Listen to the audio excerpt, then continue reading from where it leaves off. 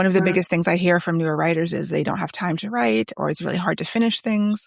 And so some of the best advice I ever received was to do it first, or as close to first as possible, because we all have so many demands on our time, work, family commitments, all these things.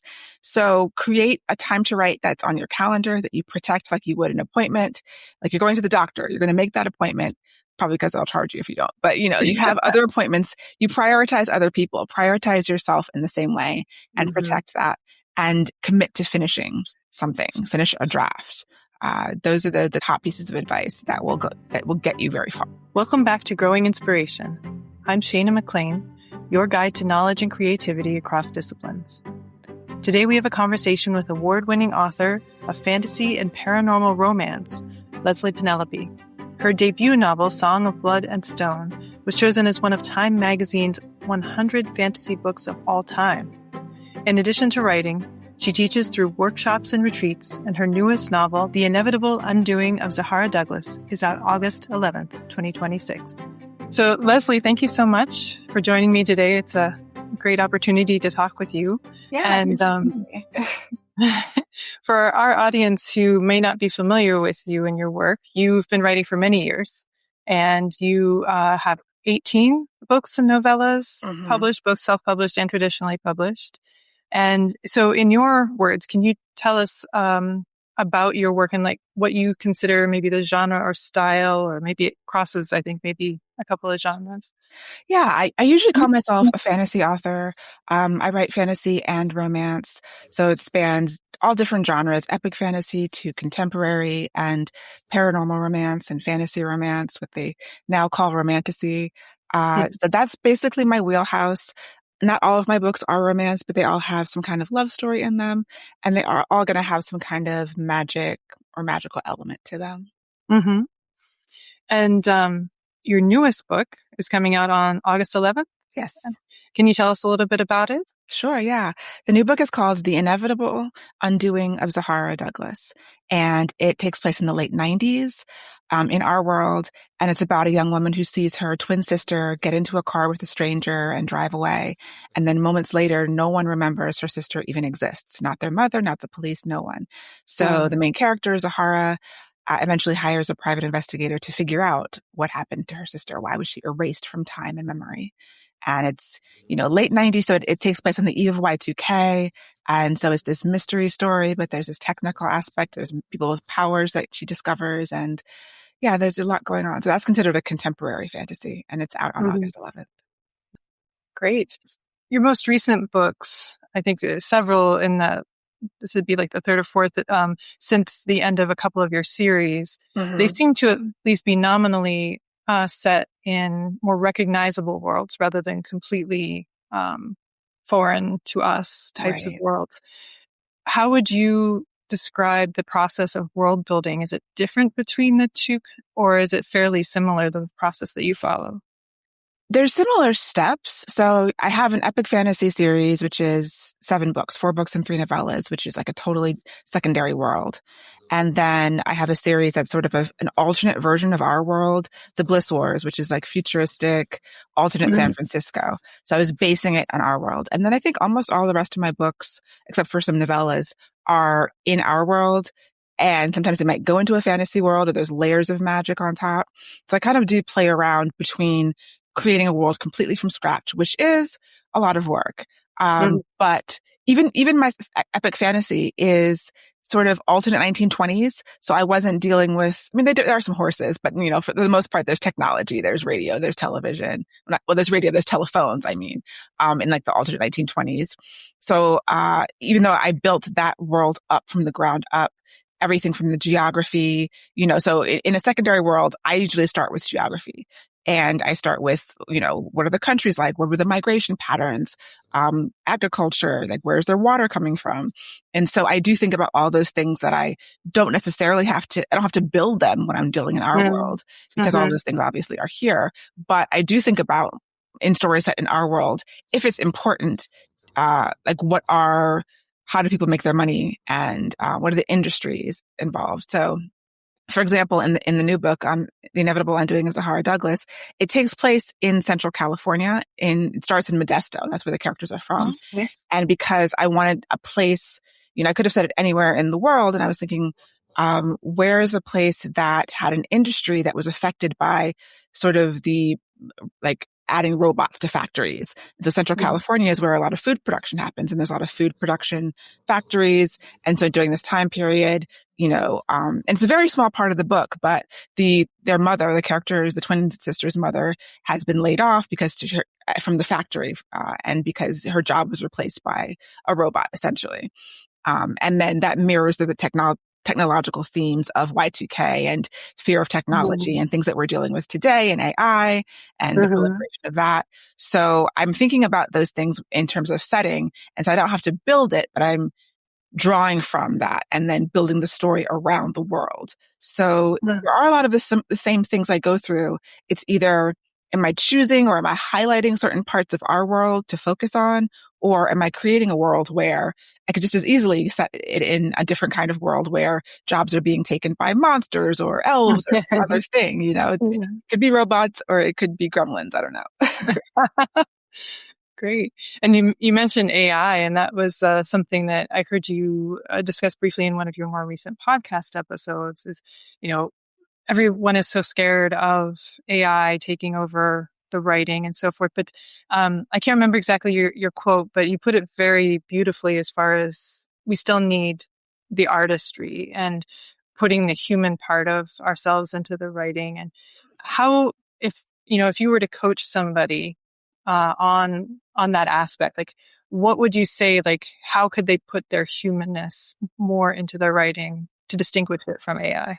Yeah, I think that's important. And I'm actually doing a workshop focused on that. Like I created a workshop called Writing from Your Why because just of this question. It's like, Joanna Penn, who is a podcaster and author, talks about doubling down on being human. And I really resonated with that because we love to read. Most of us are writers because we read a lot and we love reading. We love stories. And the thing that is sort of life-changing about stories is connecting with other people on their humanity, is seeing an experience or just having empathy for people, seeing your experiences reflected maybe in different ways, or even your just emotions reflected in different ways. And so, yeah, while AI can, these large language models are predicting the next, piece of text that based on millions of words that they've ingested, they obviously don't have a soul. They don't have that human experience. And so the more that we are able to connect to that and put that in our work, then we can connect with readers, and we can still find readers who are searching for good stories that, keep them up all night or that make them change their mind. They want to feel the whole range of emotions when they're reading. And so part of what I think that requires is sort of mining ourselves. Like, what do we love? What do we love to read about? What kind of stories do we love? What are we drawn to writing about? And really diving into ourselves. Like, a lot of self-knowledge is required, I think, in writing, in all creative pursuits. And, figuring out, what brings you to the page? What is the story that you have to tell? What is the thing that you're fascinated by? I get fascinated by different things in every story. There's always some spark that's leading me through each story that I write. And I think that even if you don't care about Y2K, if you didn't really know about it, or the people who are too young to remember it, like there's something they know about AI. They know about the fear of technology taking over, taking jobs, even the creativity. So there's something that we can connect with others with based on our obsessions and our interests and the things that we can't stop thinking about. And so when we can figure those out and then put them into our work, I think that helps us make those connections. And now you are a very prolific author, as we said at the beginning.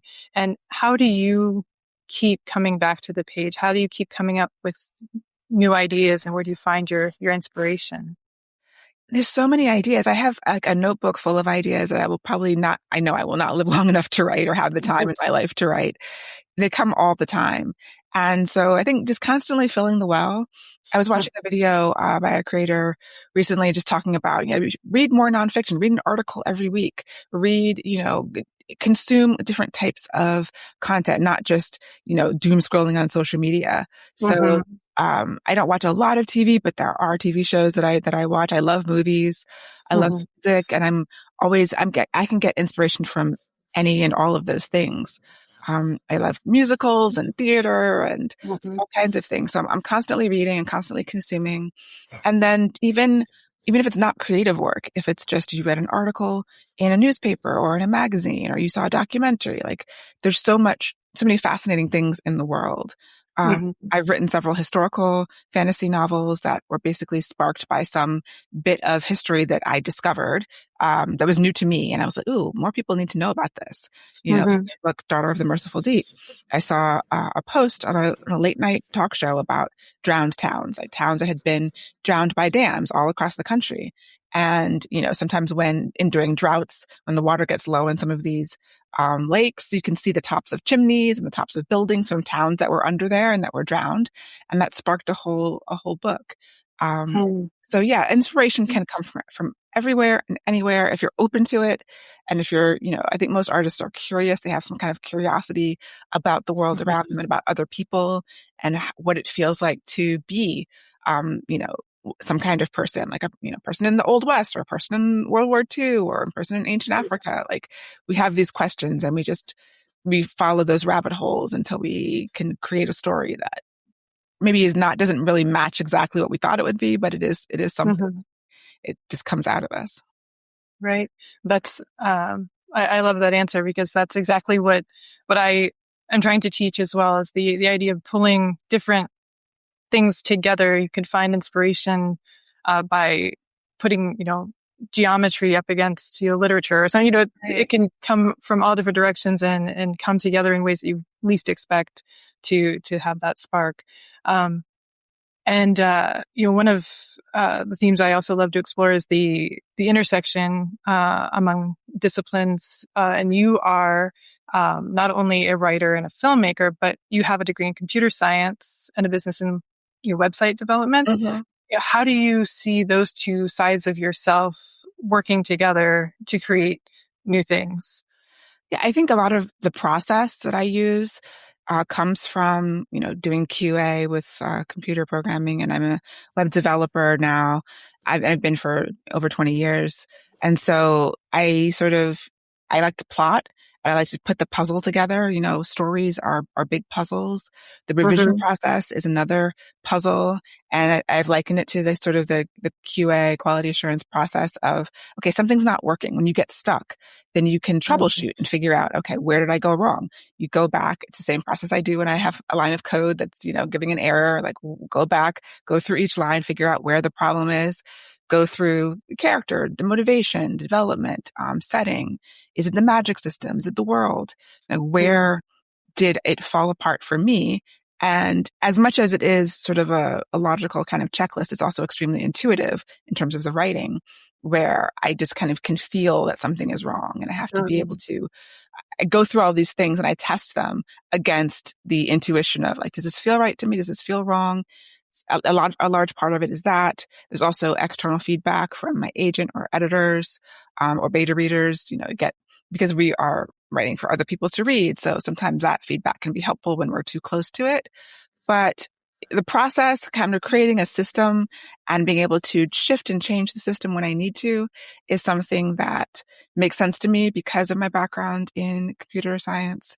And yeah, there's different parts that really seem to relate to me, line editing, the whole revision process, like I said, just feels it can be organized. I'm sure there are other writers for whom it's not organized at all, but in my brain, it makes sense to organize it and just to go down a system like that.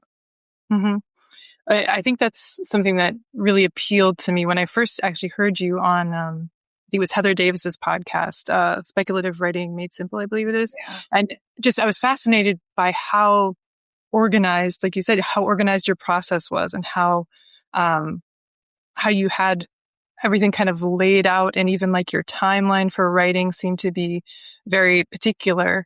Can you talk a little bit about that process? In particular, I keyed in on a couple of things you mentioned more recently in podcast episodes. Your plot board sounded really cool, and your story brief.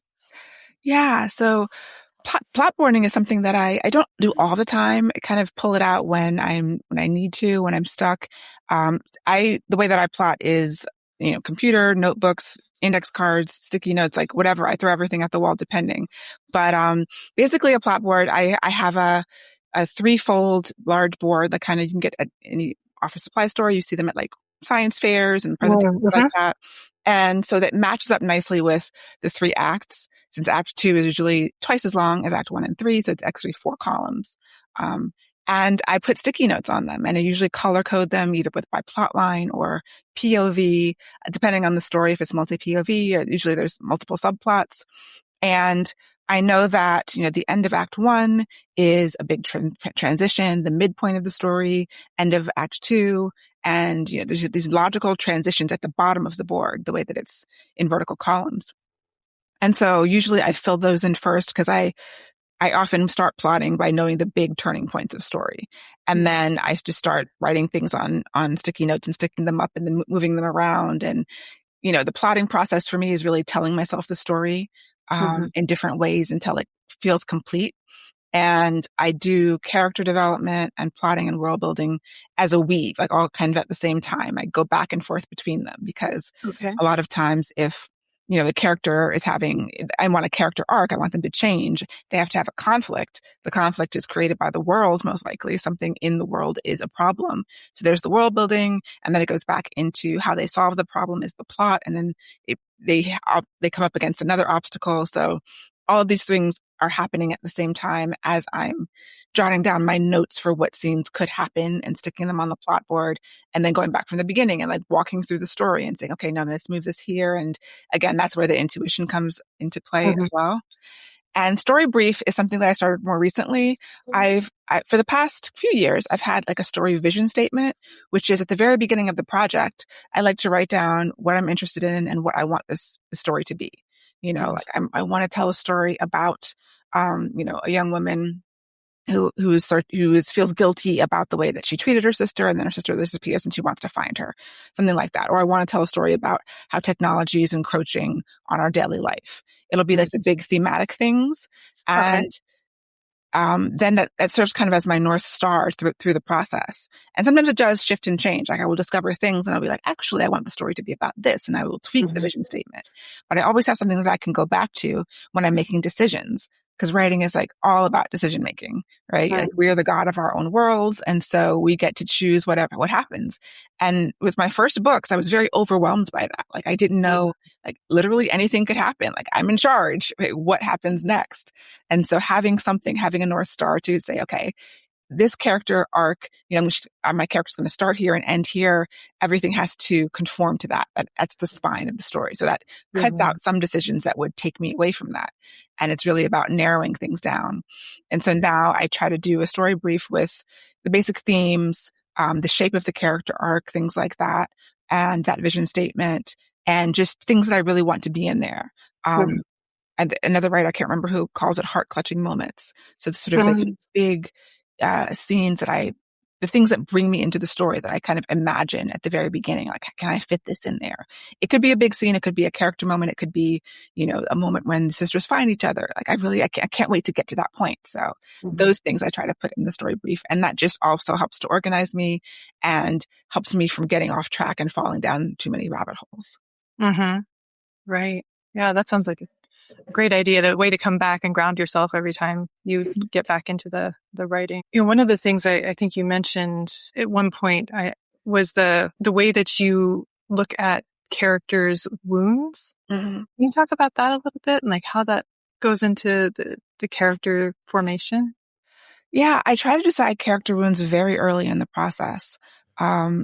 Occasionally stories come to me character first, but usually they come either situation or world first, and I'm finding the characters as I'm doing my initial plotting work. And so I think I originally learned about character wounds through Michael Haig, who is a story consultant. He presents at conferences and things like that. I think he has some books. And so he has this whole character journey philosophy where, and it's very, stories are about change. And most of the time with commercial fiction, especially with fantasy, I'm writing positive change arcs. So as opposed to like a negative change arc or a flat arc where a character doesn't really change that much. The vast majority, I think all of my main characters have positive change arcs where they start with a wound of some kind. And over the course of the story, they grow and change and end up better and stronger. Mm-hmm. So figuring out what that wound is that they have to heal over the course of the story. Really, the story is a way to heal the wound. You can think about story. I think Lisa Crone, who wrote Story Genius, has a quote something like that. Like the focus of the story is not really the plot. It's really about the character change. And so that's another way to narrow things down of like what can happen. The things that happen are going to show you either the character is changing or they're not. And it's often 2 steps forward, 1 step back. And so I use the emotional wound thesaurus, which is in book form and is available online. I think it's Becca Puglisi and Angela Ackerman. They wrote all of these writing thesauruses. And the first one that I bought was the emotional wound thesaurus because, I think, stories about putting a character up a tree and then making them fall down. Yeah. Throwing rocks at them and getting them back down. And so, starting with, okay, what is the thing that this character is missing in their life? And how is the story going to give it to them? And how are they may not know that they're missing this thing.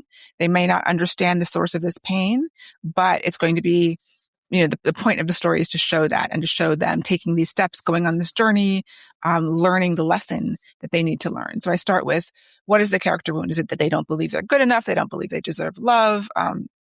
They were abandoned as a child. Like the emotional wound thesaurus helps me a lot because it gives me this long list of possibilities and nothing may be right, but it can spark things also if I don't find the wound there. And from there, I can, figure out who this character is, what they want, what they've been through, their backstory, and where they're going, and what are the elements necessary for them to learn what they need to learn to heal this wound. Mm-hmm. Wow, that's fascinating. You've also mentioned at one point that you actually start sometimes more from character than from plot. Do you go back and forth? You kind of mentioned sometimes it starts from world, or do you stick mostly with characters first? I definitely go back and forth. So I will do a little bit of character development. I also use the Enneagrams, which is the personality types. It's 10, 11, 12.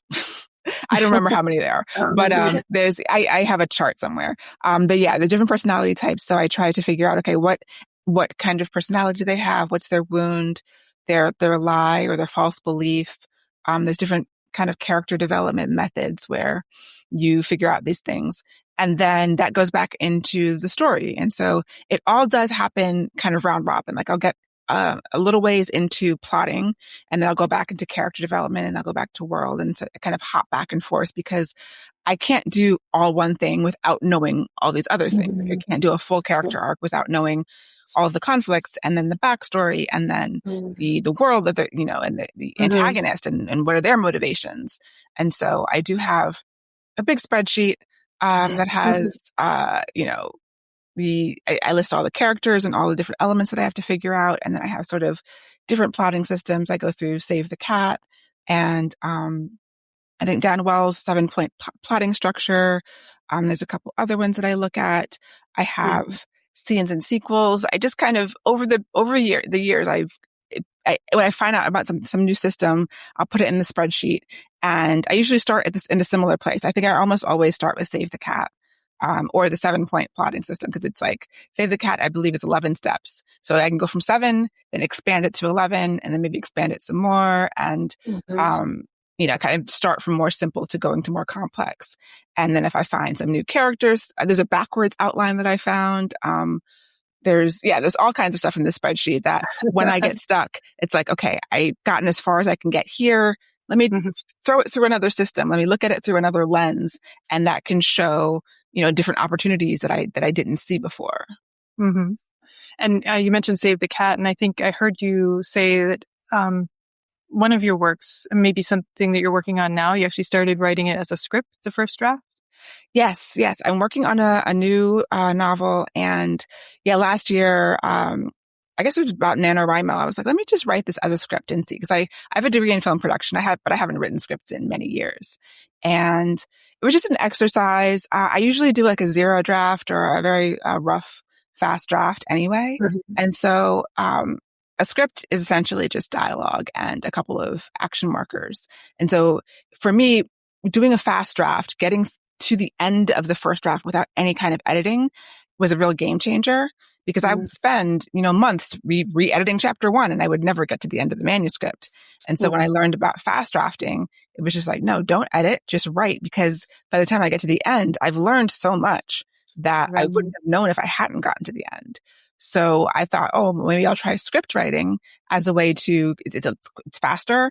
Scripts are shorter. Like a full length movie is 120 pages. It's basically 1 minute per page. And, again, you're not writing all this description. It's just dialogue. It's just figuring out what happens. So I still was doing the character work. I was still plotting and I was still trying to figure out what happened and tell the whole story, but just in a different format.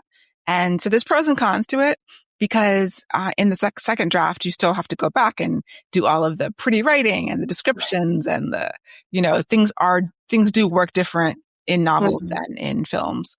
But I think I would do it again because it was a lot of fun and it was using a different side of my brain. And it did allow me to get that skeleton more quickly than I would have by even doing the regular fast drafting process. Right. Can you tell us anything about the new book, about what it's going to be about, or do you want to keep that close hold for now? Yeah, so the code name is Blitches, which stands for Black Witches, and it's at the moment it is a magical HBCU, historically Black college. So I'm not sure if it's dark academia, but it's definitely academy. So it's basically a murder mystery that takes place in a magical, historically Black college. And you went to Howard University here in DC, yes. Is that right? I did, yes. You drew some inspiration from your... Oh, absolutely. I went to Howard. I used to work at Morgan State University, which is in Baltimore. And so definitely drawing inspiration from the Black colleges that I have either attended or worked at. And, I've been just doing a lot of research about other people's experiences at different colleges across the country, different HBCUs. And there's so many. Dark academia is like a huge genre, and I haven't really seen it. There's not very many at all set at Black colleges. And so there's so much rich source material and cultural material there to choose from. Right. That's going to be very interesting. And you've kind of branched out in recent years, I think, not just from writing, but also teaching. You're doing workshops, you mentioned, and masterminds. How long have you been doing that? And how do you find that?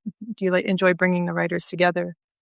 Yeah, I've actually, even before I published, I joined my local chapter at the time of RWA, Romance Writers of America. And now we're independent Maryland Romance Writers. And, it was really helpful for me in, usually these chapters, we meet every month and there's a workshop, but someone's presenting something. And so I learned so much from them. And as I started self-publishing. And so I was self-publishing even when, we were a member of the national organization that was a little bit antagonistic towards self-publishing. So we sort of created our own little mini group inside of the Maryland Romance Writers where we would have our own meetings about self-publishing topics. And so as I would learn something, I would teach it.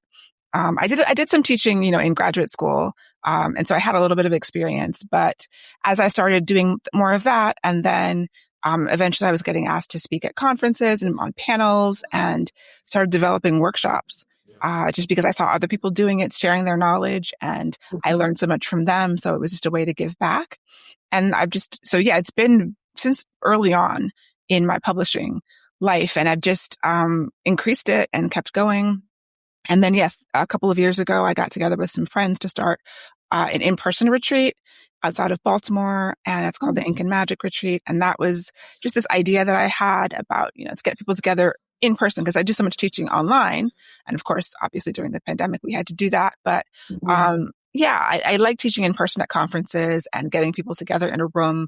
Writers are always interesting and there's so many cool ideas. So that's just an outgrowth of that. And it feels good to be able to give back to, because I'm still taking lots of classes, even though I've been publishing for 11 years, I'm always trying to learn more. I'm always reading a craft book or signing up for some online class, and half the time I even do them. So, being able to give back is really important to me. And where can people find out more about your classes and your retreats? So, I have listed on my website, lpenelope.com. I usually teach my workshops, and the retreat is inkandmagicretreat.com. Okay. So those are the two sites. Great. If you had to, coach a brand new writer comes up to you and says, what is your biggest piece of advice? Like, I'm just starting out. I have no idea what I'm doing. How would you coach that person? I think the first thing is to protect your writing time. One of the biggest things I hear from newer writers is they don't have time to write, or it's really hard to finish things. And so some of the best advice I ever received was to do it first, or as close to first as possible, because we all have so many demands on our time, work, family commitments, all these things. So create a time to write that's on your calendar that you protect like you would an appointment. Like you're going to the doctor, you're going to make that appointment. Probably because they'll charge you if you don't. But, you have other appointments. You prioritize other people, prioritize yourself in the same way, and protect that, and commit to finishing something, finish a draft. Those are the top pieces of advice that will get you very far. Great. Well, thank you so much. It's been a great time to talk with you, and really learning a lot from you and your podcast and your writing. Thank you so much. Thank you very much, Leslye. It's been great to have you. It's been lovely being here.